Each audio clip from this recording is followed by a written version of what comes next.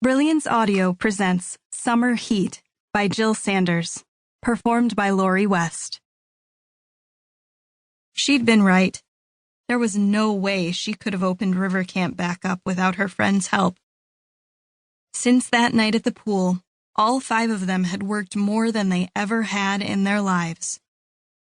Elle had discovered something new about herself. She had a knack for organization and a head for business. She'd pushed herself harder than even she believed she could.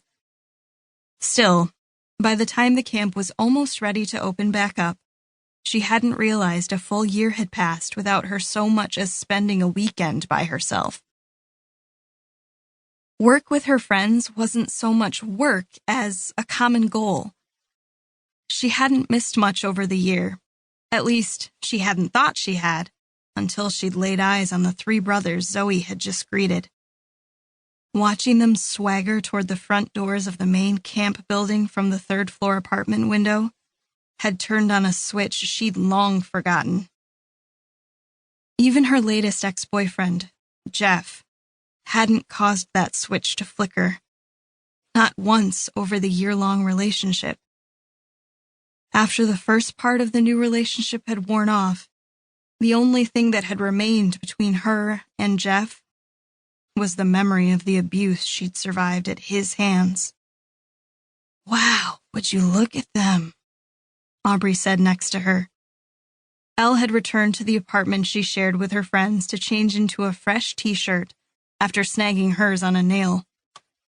When she'd walked in, Aubrey had been in the process of changing into dry tennis shoes since she had stepped into a puddle of mud and soaked her right foot and shoe.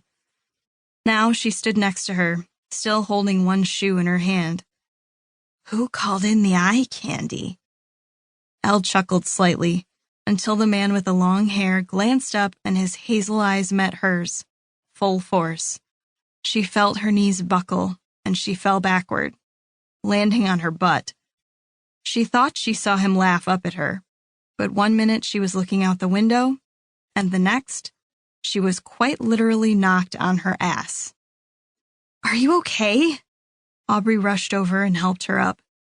She was so embarrassed. She blamed her old flip-flops and crawled away from the window while pulling them off her feet, and she tossed them toward the front door. Then she snuggled on the sofa and relaxed back against the cushions, wondering what the 3 men were doing there. Prospective employees? Lord knows they needed them. She told Aubrey that her feet and back were hurting from the long day she'd had, and that she just needed a rest. Of course, Aubrey used that moment to get on the walkie-talkie that each of them carried around. "Zoe, whoever they are, deal with them. I'm stuck helping Hannah for the next hour." She flipped off the radio and tucked it in her back pocket. "Liar." Elle narrowed her eyes at her friend. Aubrey shrugged and glanced out the window one last time. "No, it's true. I'm supposed to meet Hannah." She glanced at her watch. "Later.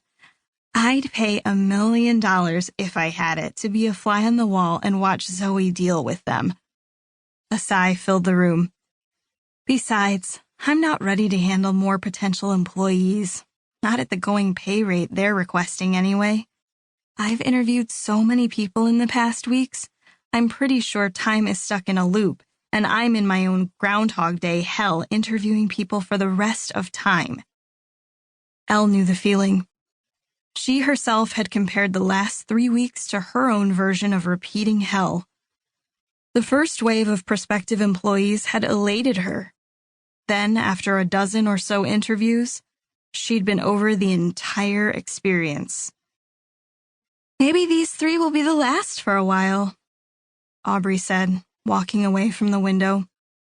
"I doubt it. We still need—" She thought over the list in her head and groaned. "More.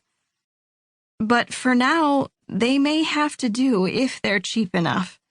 I'm beginning to feel as if potential employees should walk in with price tags on their foreheads, so we can cut all the bull out and just tell them we can't afford to hire them.